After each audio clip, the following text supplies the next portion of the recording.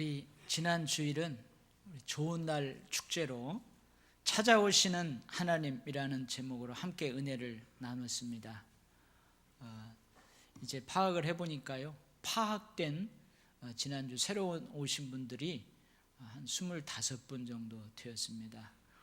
이후 초청 음악기 때도 한 10분 정도 오시고, 그래서 아주 은혜스럽게 잘 마치게 되었습니다. 이제 오늘부터 다시 창세기 본문으로 돌아가서 창세기 강의 설교를 시작하도록 하겠습니다. 우리 지난번 설교 본문은 최초로 에서와 야곱이 등장하는 내용이었죠.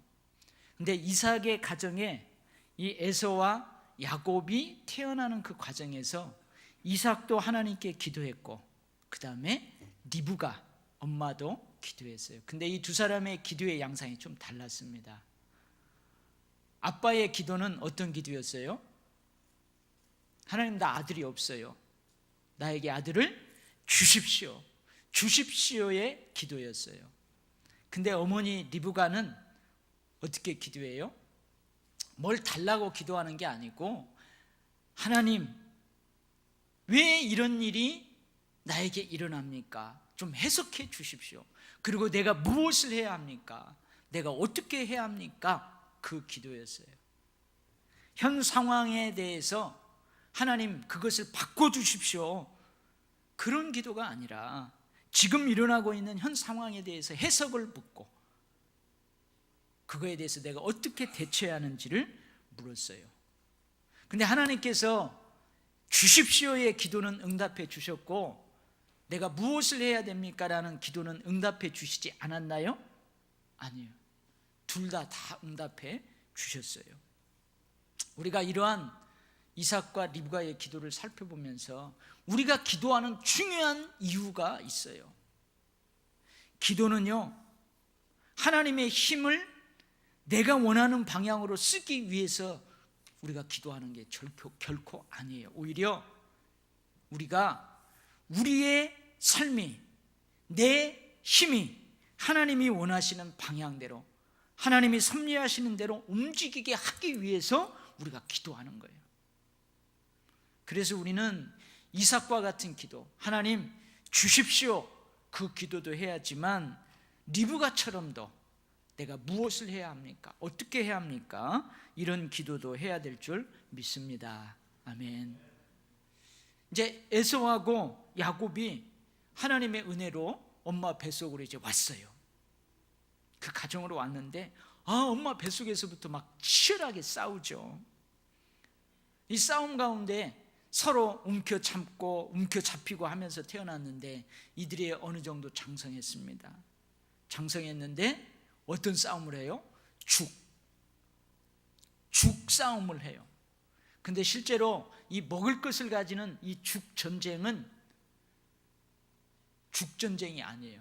죽 전쟁으로 대변되는 가치관의 싸움이고, 언약 계승에 대한 싸움이고, 신뢰와 명분의 싸움이었어요. 결국 에서는 실리를 찾죠.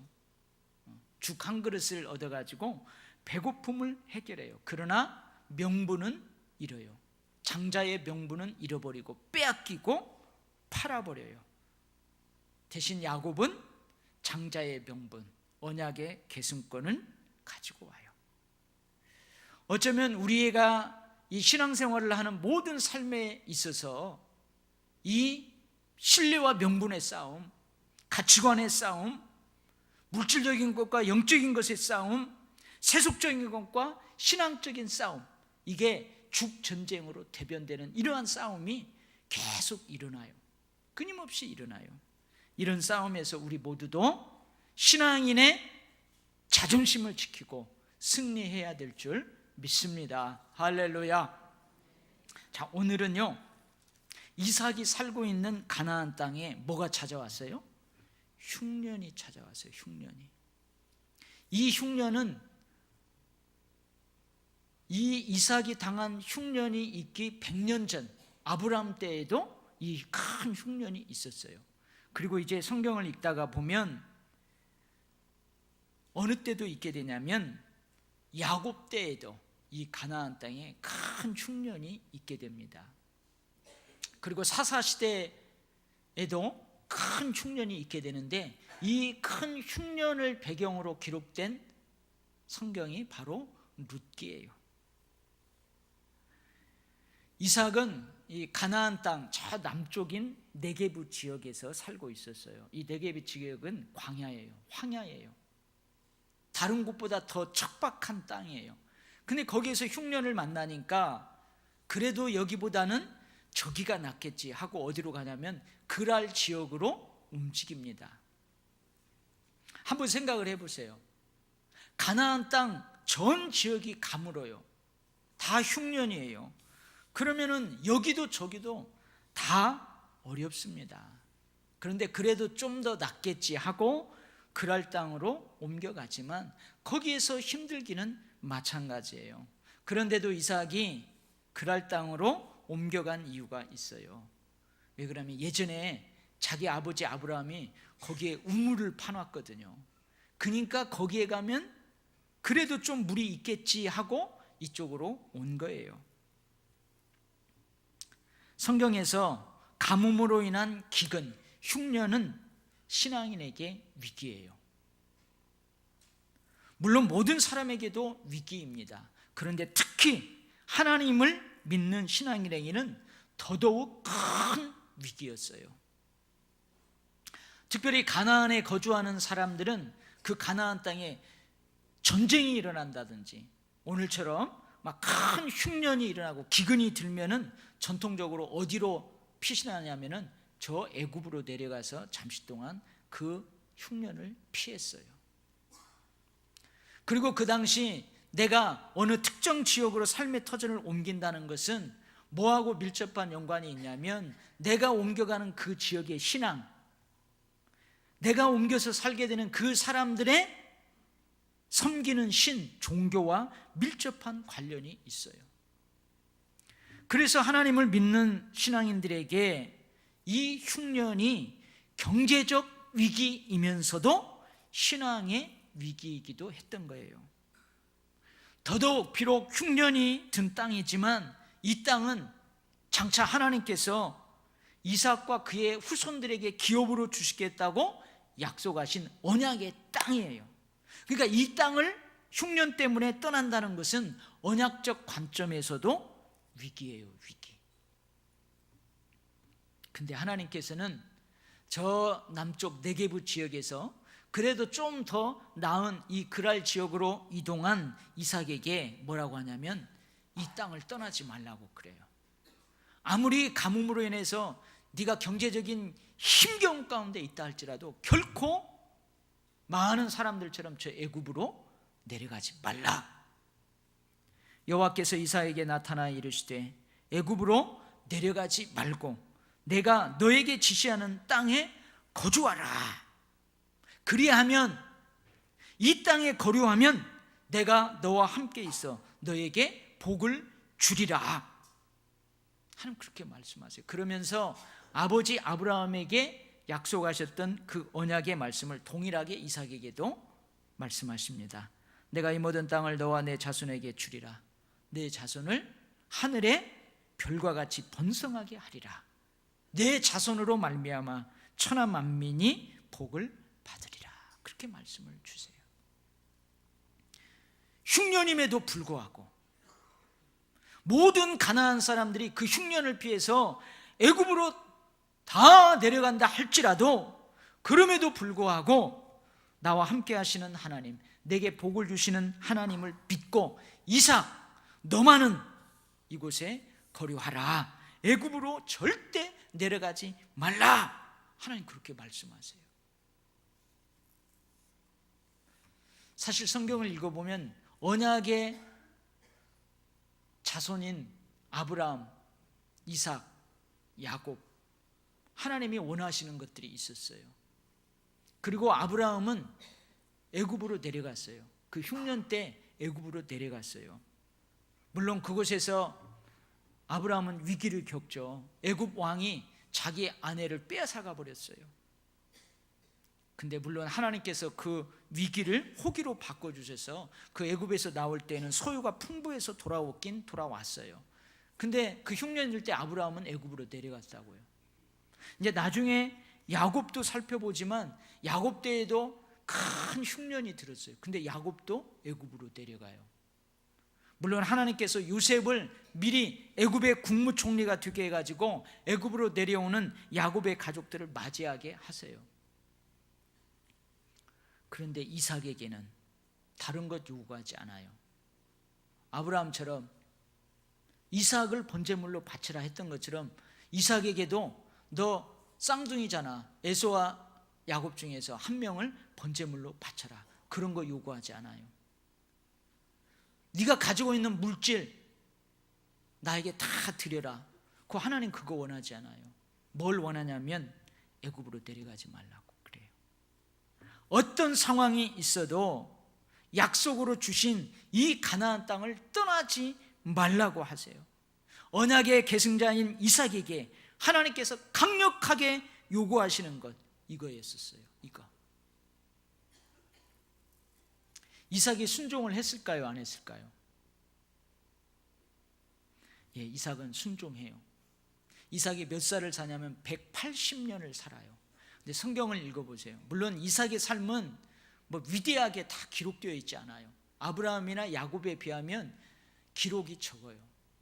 근데 180년 나이로 죽을 때까지 이삭은 절대로 자기 후손들이 기업으로 받을 이 가나안 땅을 떠나지 않아요. 잠시 나갔다 올 수도 있는데 떠나지를 않습니다. 사랑하는 성도 여러분, 참된 순종은 어떤 것일까요? 참된 순종. 여러분, 순종을 한번 생각해 보셨어요? 하나님의 뜻에 완전히 동의하면 여러분 순종이고 뭐고 필요 없어요. 그때는 순종이라는 말을 쓰지 않아요. 그냥 하나님의 뜻대로 하나님의 말씀대로 하는 것이 자연스러운 거예요. 아무런 품이 들지 않아요. 순종은 하나님의 뜻에 불만이 없을 때 필요한 행동이 아니에요. 하나님의 뜻에 완전히 동의할 때 필요한 행동이 아니에요. 그냥 동의하면 그렇게 하면 돼요. 자연스러운 거예요. 근데 오히려 하나님의 뜻에, 하나님의 말씀에 불평이 있을 때에만 사용할 수 있는 단어가 이 순종이라는 단어예요. 오히려 강한 자기 주장이 있을 때에만 사용할 수 있는 단어가 여러분 순종이라는 단어예요. 이게 무슨 말이냐고요? 하나님의 뜻에, 하나님의 명령에 불만이 있어요. 나는 하나님의 말씀에, 하나님의 명령에 동의할 수 없어요. 그럼에도 불구하고 그 불만을 드러내지 않고 자신의 생각을 꺾어버리고 하나님이 시키는 대로 하는 것, 여러분 이것이 순종이에요. 이것이 참된 순종이에요. 할렐루야. 여러분 오늘 말씀을 한번 보면 하나님께서 강력하게 이삭에게 요구하잖아요. 다 내려가도 네가 이 땅에서 설령 이 흉년 때문에 굶어 죽는 한이 있어도 너는 절대 여기를 떠나지 말라. 하나님 그렇게 말씀하세요. 그러면서 아버지에게 했던 언약의 말씀을 쭉 합니다. 그러면 거기에 대해서 이삭이 하나님한테 뭐라고 해야 되잖아요. 근데요 오늘 말씀 보면은 5절하고 6절 사이에 보면 이삭이 아무 말 없어요. 반응이 없어요. 그리고 바로 어떻게 나와요? 이삭이 그랄에 거주하였더니 이렇게 나와요. 근데 아브라함이 하나님으로부터 부름받을 때도 마찬가지예요. 하나님께서 아브라함을 선택해서 뭐라고 그래요? 네 고향 친척 아비 그 집을 떠나라. 그리하면 내가 너에게 이러이러한 복을 주겠다. 그래요. 그럴 때에도 아브라함이 아무 말도 안 해요. 아브라함의 반응은 기록하지 않아요. 그리고 아브라함이 떠나요. 떠나는 것을 기록해요. 자, 그렇다면 아브라함도 이삭도 별 불만이 없었을까요? 그 하나님의 말씀에 자기 주장이 없었을까요? 아니에요. 이삭도 자기 주장이 있어요. 가만히 생각해 보세요. 이삭의 직업이 뭐죠? 이삭의 직업이 뭐예요? 목축업이에요. 목축업. 목축업은 뭐냐면 이 지역에서 양떼, 소떼, 염소떼 풀을 뜯기다가 이 지역의 풀이 다 없어지면 어디로 이동해요? 풀이 많은 데로 이동해요. 그 당연한 거예요. 그러니까 하나님한테 이렇게 이야기할 수 있어요. 하나님, 나는 목동이에요. 하나님, 나 그렇게 살으라고 했잖아요. 여기가 흉년이 돼서 풀도 없어요. 근데 저 애굽 나일강 물이 넘쳐나는 그곳에 가면 풀이 많아요. 나 그리 옮겨갈 수 있잖아요. 근데 왜 못 가게 해요? 얼마나 타당한 요구입니까? 자기 주장이 있을 수 있잖아요. 그런데 아무 말 안 해요. 그 불만을 드러내지 않아요. 오히려 자기 자신의 생각을 꺾어요. 그리고 하나님이 시키는 대로 순종해요. 그 그랄 땅에 살아요. 여러분, 이것이 순종인 거예요. 할렐루야. 그렇다면 여러분, 내가 동의하지 않는데 강한 자기 주장이 있는데도 결국에는 순종할 수 있는 이유가 뭘까요? 이삭이 왜 이렇게 순종을 해요? 그건 하나밖에 없어요. 그렇게 말씀하신 하나님을 전적으로 신뢰한다는 거예요. 그 하나님을 전적으로 믿는다는 거예요. 그 믿기 때문에 그렇게 순종할 수 있는 거예요. 그래서요, 순종은 눈으로 볼 수 없는 믿음을 눈으로 볼 수 있게 해주는 거예요. 순종은 믿음은요, 우리가 눈으로 볼 수 없어요. 그 사람의 믿음을 눈으로 보고, 여러분, 뭐 그릇에다 담아서 정량적으로 측정을 할 수 있다든지, 눈으로 봐가지고 그 사람 믿음을 이 자로, 눈금자로 이렇게 측정 가능한 게 아니에요. 그 사람의 믿음은 눈으로 볼 수 없어요. 근데 눈으로 볼 수 없는 그 사람의 믿음을 눈으로 볼 수 있는 것, 그것이 순종이에요. 순종. 그래서 그 사람의 순종은 그 사람의 믿음이에요. 여러분, 경제적 기근이 찾아오면 모두 다 어려워요.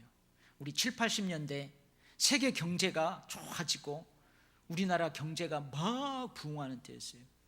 그때는 다 좋아요. 근데 지금은요, 그렇게 성장이 팍팍 올라가는 시대가 아니에요. 경제적인 기근이 찾아오면 모두 다 어려워요. 예수 믿는 사람도 예수 안 믿는 사람도. 경제적 흉년이 들면 모두 다 어려워요. 예수님을 믿는 사람이든 예수님을 믿지 않는 사람이든. 그리고 이 경제적인 가뭄, 경제적인 기근과 흉년은 모두에게 위기예요. 위기. 삶의 위기란 말이죠.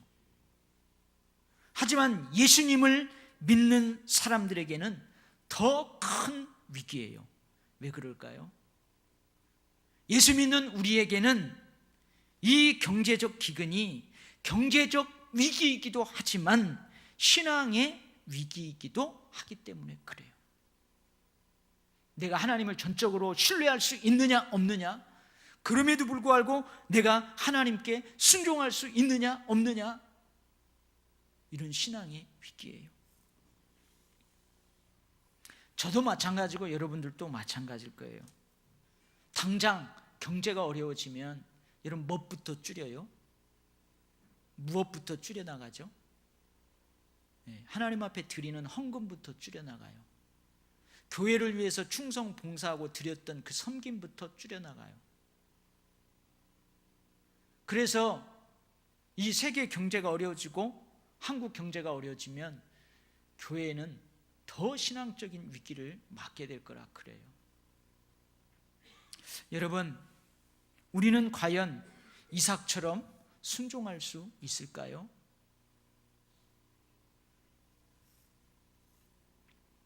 이삭은 그 땅에 거류하면서 내가 너와 함께 있어 내게 복을 주리라는 그 하나님의 말씀을 믿고 순종하여 그 땅에 거주해요.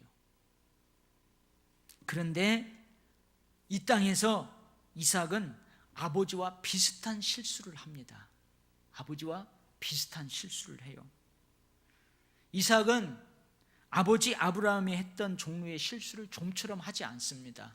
성경을 읽어보면요 그래요. 결혼한 후 20년간 자식이 없었어요. 근데 아버지는 어떻게 했죠? 첩을 들였잖아요. 그래서 아이를 낳았어요. 근데 이삭은 아버지처럼 첩을 들이다든지 그렇게 하지 않아요. 오히려 하나님께 기도해서 자식을 얻게 되었어요. 그리고 이삭은요 아들 야곱이 했던 종류의 실수를 좀처럼 하지 않아요. 인간적인 방법, 인간적인 술수를 쓰지 않습니다. 다음 주에 또 살펴보지만요 이제 우물을 파거든요. 근데 적대적인 사람들이 와서 우물을 메꿔버려요. 근데 꼭 바보처럼요 술수를 써서 그렇게 하지 않고 다시 이동해서 또 우물을 또 파요. 이삭은 보면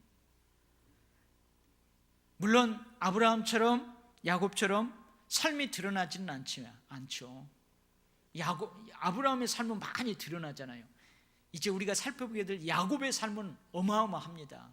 근데 이삭의 삶은 성경에 많이 기록되어 있지 않아요. 그러나 대단한 순종의 사람이에요. 그런데 오늘 본문에서는 이삭이 아버지가 했던 비슷한 실수를 하고 있어요. 아버지 아브라함처럼 자기 아내 리브가를 주변 사람들에게 뭐라고 소개해요? 누이 동생이라고 합니다. 근데 그렇게 하는 이유도 아버지와 똑같아요. 왜 그러냐면 리브가가 너무 아리따워요. 너무 예뻐요. 그래서 그 예쁜 아내를 주변 사람들이 빼앗으려고 자기를 죽일까 그 두려움 때문에 거짓말을 하는 거예요. 그리고 한 번 더 생각을 해봐요. 한번 이삭이 이해할 수 없는 행동을 하지만 한번 이삭을 이해하려고 해봐요. 물론 그렇다고 이삭을 이해한다고 해서 저도 제 아내를 어디 가서 누이라고 그렇게 소개하지는 않을 겁니다. 한번 생각을 해봐요. 지금 큰 흉년이 들었어요. 흉년이 들면 뭐가 흉흉해요? 민심이 흉흉해요. 나 먹고 살기도 어려운데 상대방을 배려한다는 거 참으로 어려워요. 그러니 평소에 부드러웠던 사람도, 많이 베푸는 사람도, 상대방을 많이 이해하고 그렇게 했던 사람도 어떻게 해요? 강팍해져요. 그리고 윤리와 도덕도 없어요. 며칠 굶어봐요. 한 달을 굶어봐요. 눈이 시뻘개져가지고 무서운 일들이 벌어질 수 있어요. 두려운 거죠. 아버지가 그랬던 것처럼 똑같은 이유로 아내를 누이라고 거짓말을 해요. 근데 아버지 때와 좀 다른 것이 있어요. 아버지 때는 이 아비멜렉 왕, 이 아비멜렉이라는 단어는 사람 이름이 아니에요. 우리 문재인을 우리가 뭐라고 불러요? 대통령이라고 불러요. 황제, 임금, 대통령, 이러한 고유 명사예요. 아비멜렉이라는 말은 그 나라의 왕이라는 말이에요. 아버지 때에는 그 왕이 아내를 궁으로 데려가 버렸어요. 그런데 이삭 때에는 주변 사람 누구 하나도 아내를 빼앗을 생각을 하지 않는다는 거예요. 이삭이 거기에서 오랫동안 거주했는데도 그 예쁜 리브가를, 이삭의 누이 동생이라고 하는 그 리브가를 거들떠 보지도 않아요. 누가 와서 결혼하자고도 않고요, 누가 빼앗아가려고 하지도 않아요. 왕도 그 데려가려고 하지 않아요. 오히려 우연한 기회에 이삭의 거짓이 발각되고 말아요. 근데 제가 우연이라고 했지만 사실은 우연처럼 보이는 하나님의 개입으로 인한 필연이에요. 필연. 왕이 우연히 창밖을 내다봐요. 창밖을 내다보는데 오늘 본문에 보니까 이삭하고 리브가가 어떻게 하고 있어요? 어떻게 하고 있대요? 껴안고 있대요. 근데 여기 껴안고 있다는 단어는 제가 뭐 굳이 해석을 안 해도 이게 어떤 단어인 줄 알 거예요. 왜냐하면 그 왕이 그것을 보고 저것들은 오누이가 아니구나, 저건 부부구나 하는 것을 너무 쉽게 알기 때문에 그래요. 그러니까 이게 깨닫는 게 뭐냐면, 여러분들이 교회에 오면은 반가워가지고 아유 장로님 반갑습니다 해가지고 어떻게 해요? 허깅을 하잖아요. 악수하든지 허깅을 하고. 우리 막 연로하신 권사님들 저 보면은 그냥 목사님 좋아가지고, 저도 좋아갖고 권사님 이렇게 안아주잖아요. 이 포옹하잖아요. 그런 껴안음이 아니에요. 여기는 부부간에나 할 수 있는 그런 행동이에요. 제가 오늘은 미성년자가 있어서 이 단어를 해석을 하지 않습니다. 일부 예배 때는 해석을 했는데, 그래서 왕이 이삭을 불러요. 이삭을 불러가지고 꾸짖습니다. 분명히 너의 아내이건을 어찌 내 누이라고 하였느냐? 백성 중에 하나가 네 아내와 동침할 뻔했도다. 네가 우리로 하여금 큰 죄를 범하게 할 뻔하였도다. 막 꾸짖어요. 그리고 왕은 모든 백성에게 명을 내립니다. 뭐라고요? 이 사람이나 그의 아내를 범하는 자는 내가 죽이겠다. 네? 너무한 것 같죠? 막 죽이겠대요. 죽이겠대. 어떻게 보면은 이 왕이요, 신속하고 아주 단호하게 그렇게 조치를 취합니다. 오늘 본문에는 그 이유가 나와 있지 않은데 제가 그 이유를 한번 찾아봤어요. 왕궁에 가면은, 궁에 들어가면, 왕이 사는 궁에 들어가면 궁중일기가 있어요. 그게 뭐냐면 선대왕들이 그 궁에서 어떻게 정치를 했는지, 우리 아버지 할아버지가 왕이 되었을 때는 어떤 일을 했는지 그 기록해 놓은 게 있다고요. 그래서 이 아비멜렉 왕도 어느 날 잠 안 오는 밤에 그 읽어본 거예요. 궁중일기를 쫙 읽어보니까 예전에 이런 비슷한 일이 있었던 거예요. 그리고 이 이삭을 데려다가 이렇게 물어봤더니 그 100여 년 전에 일어났던 그 주인공인 아브라함의 아들이라는 사실을 알고 깜짝 놀라는 거예요. 그리고 역시 이 왕도 이삭과 함께 하시는 그 하나님이 두려운 거예요.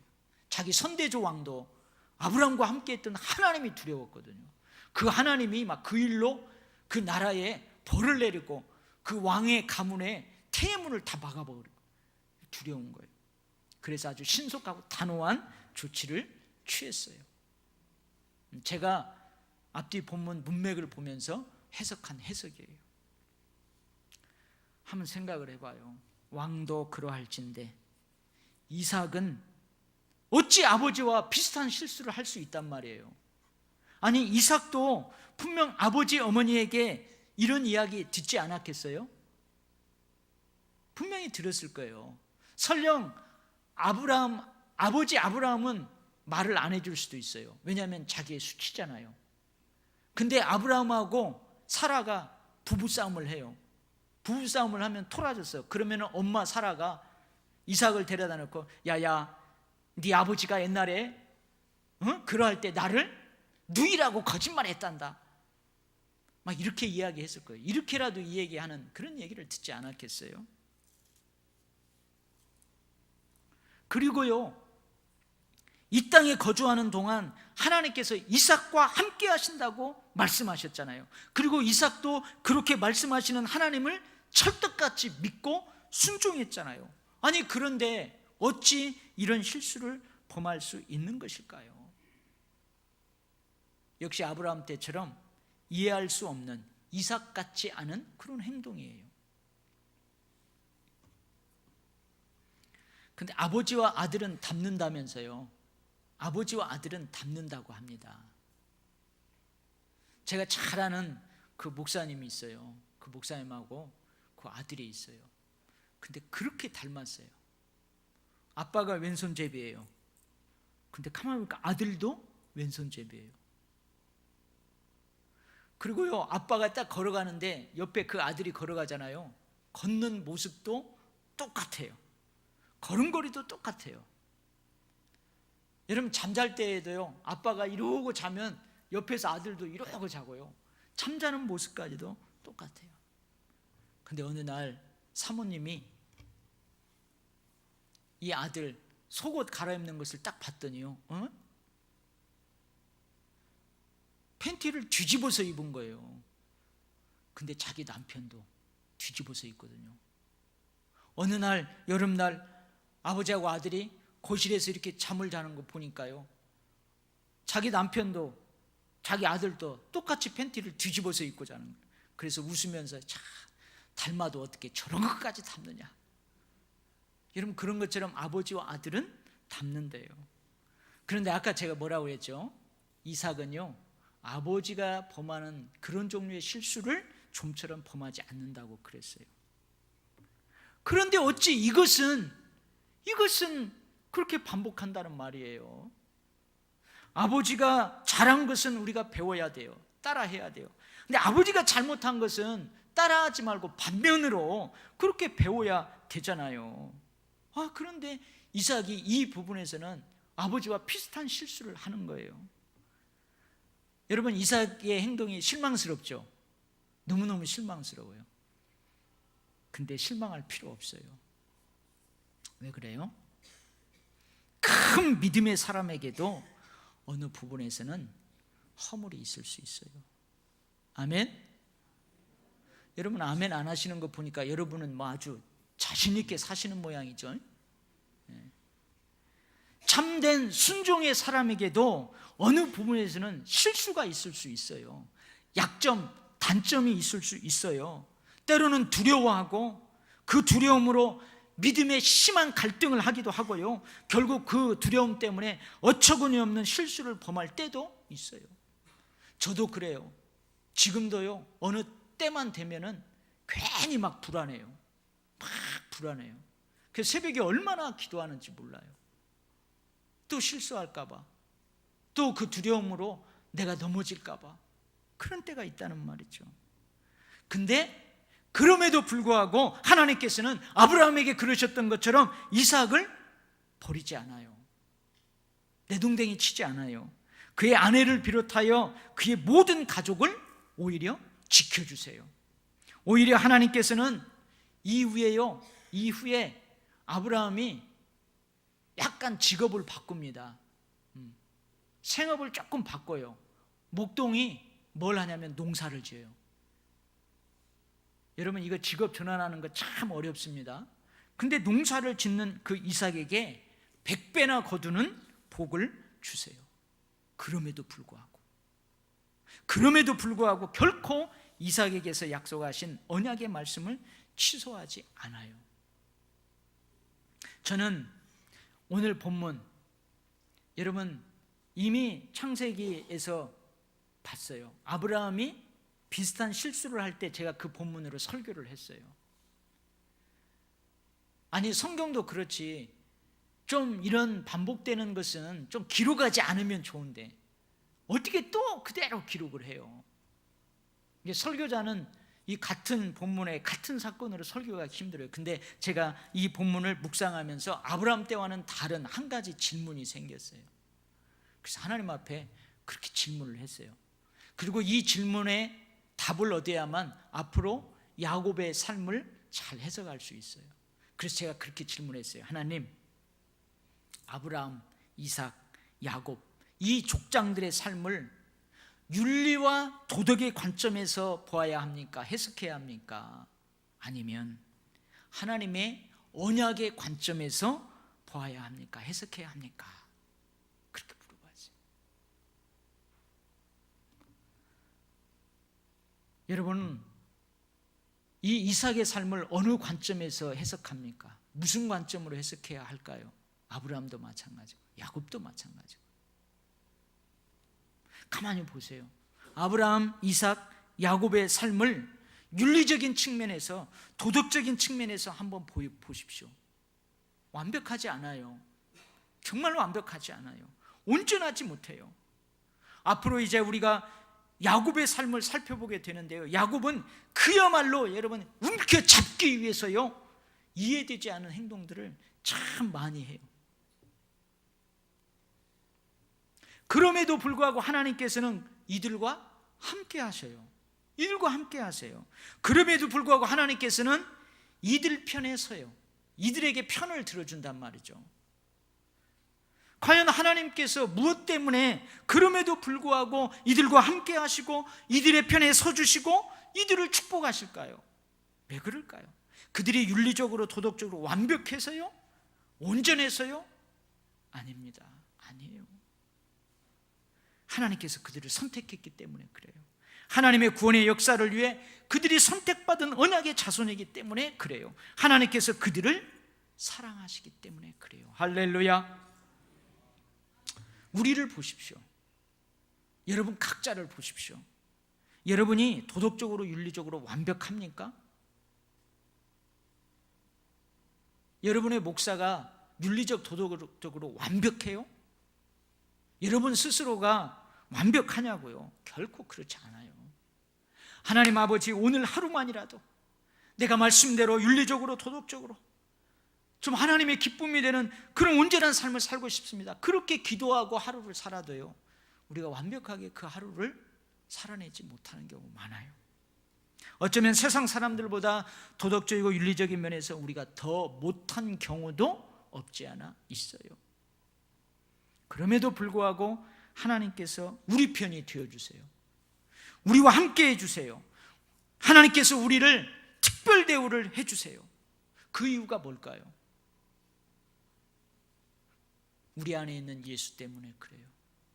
우리가 예수를 믿기 때문에 그래요.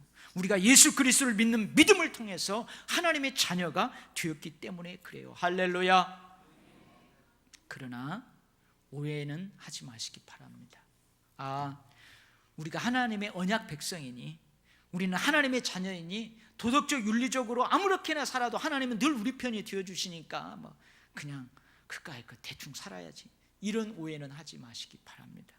오히려 우리는 세상 사람들보다 더 윤리적으로 도덕적으로 옳고 바르게 삶을 살아야 할 줄 믿습니다. 분명 그렇게 살아가는 우리를 하나님이 기뻐하세요. 그런 삶을 보고 기뻐하세요. 그러나 하나님께서는 그것 때문에 우리 편이 되어주시는 것은 아니에요. 우리 안에 있는 예수 그리스도를 보시고 우리를 축복하시고 우리와 함께 하시고 우리 편이 되어주십니다. 할렐루야. 여러분, 오늘 흉년을 만나서 아버지 아브라함이 했던 비슷한 실수를 하는 그 이삭의 모습을 통해서 하나님께서 말씀을 준비하는 저에게 주신 은혜가 이런 은혜예요.